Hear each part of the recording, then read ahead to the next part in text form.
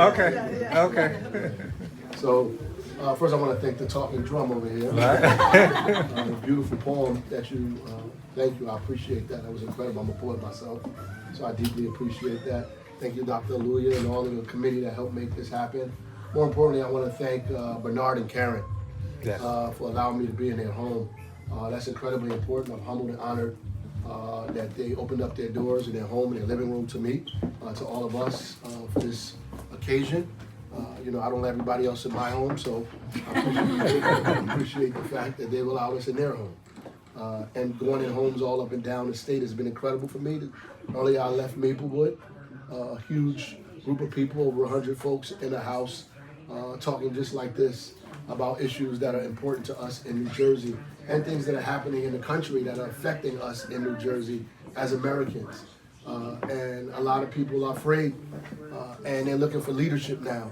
And the only thing that is the antithesis of fear is hope.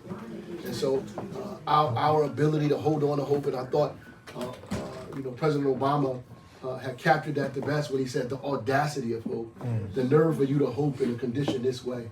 How dare you still hold on to hope when we have done so much to you? How can you still be hopeful, so joyous, right? So optimistic about the future, because their job is to make us hopeless, right? To instill fear and division, to make us scared and scattered, confused about what the future holds, and nervous about our children's children, right? And not sure about the foundation that this country said it was built on. And so people are nervous about that, but the only thing that will push back against that is our belief, our hope, our belief in each other, our belief in the Constitution of this country, our belief in the muscles in our arms and the muscle in our head and our neighbors, and that we're right, and that the power of being right is incredible, and it always overcomes wrong, it always overcomes evil, and our collective action is more powerful than our individual action. And so, I mean, I learned very quickly, unfortunately, like these people are very serious. They're committed to their foolishness, as I say. They will do, they're not bluffing, right? These folks are very serious about undermining our ability, making it difficult for us to make a living, to put people against each other, to instill fear and stoke fear into people's hearts, and arrest anybody that they think stands in their way in that process. And they'll take you as far as it goes. But this is a moral moment we're in. It's really going to judge us. This moment is going to judge us all. And the question is, how will it judge you, right? Did you open your mouth? What did you say? Whose side were you on?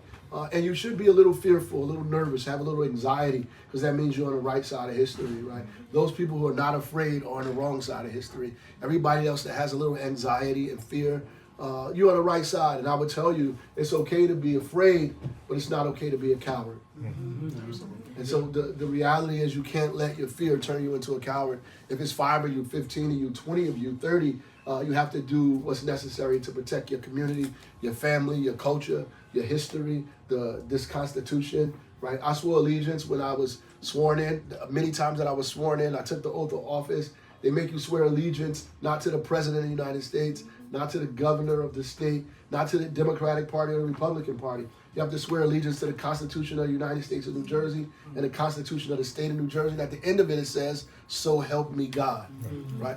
Which means that all of this other stuff is important, but not as important as the Constitution, not as important as you being safe in your persons, your paper, your houses, like you being protected. That due process is more important than anything else, that you have to face a jury of your peers, that you have a right to confront your accuser in court, that people can't just walk up on you and arrest you and call you names and put you in prison. Like, you have the right to these rights because we were founded on that, right? And anybody that steps foot on the soil of this country is protected by those rights, right? And the minute we allow those rights to be eroded, no matter for what reason, it makes us all vulnerable. It makes us all vulnerable. And that's what we have to understand, that right now, our collectivity, our unity, our cooperation is really as more powerful than an atomic bomb, right? Our ability to push back against what these people are doing is very, very, very important. And I want to start off there because that's where we are in this country, and that's where we are in this moment in history that we see happening here around the world in this state. Is incredibly important. My parents came here from the Carolinas.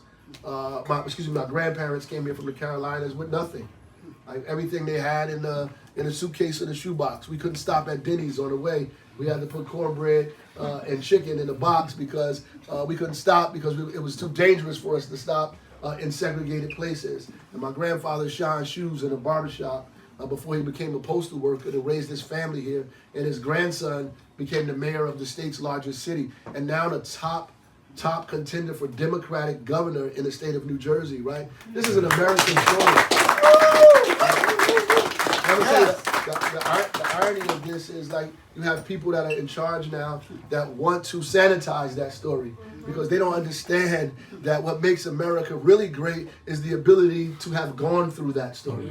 That story is what makes us different from other places. That the son and grandson of somebody who fled Jim Crow, who fled segregation, whose ancestors were enslaved, can now be the governor of one of the most wealthy states in the country. That's an American story. It's not really a story that can happen in many places around the world. And so our strength is in our ability to defeat our past, right? It's in our ability to be better than we were in before. And when they ban books and tell us we can't study this, we can't talk about this, we can't talk about that, we can't discuss that, what they're really doing is undermining the value of democracy.